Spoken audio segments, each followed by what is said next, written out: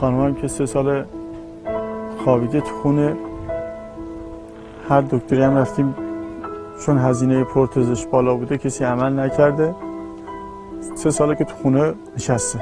سال 87 پروتزش رو عمل کردیم. بعد الان سال 94 بود، 93 بود شکست. الان هم همینجوری تو خونه خوابیده.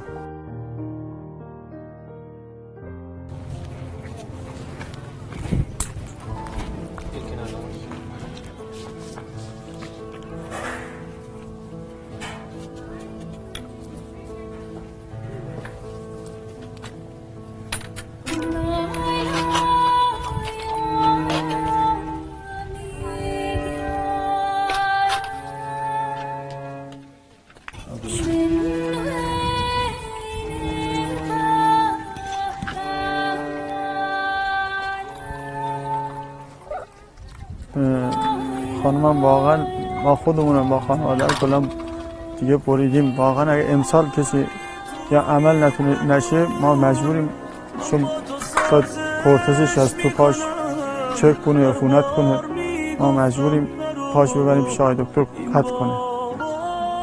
نمیدونم باز والا کسی نیست که اصلا به داد ما برسه. ما هر ارگانی هم میگی رفتم، همشون هم نامه دادم، کسی به داد ما نرسیده.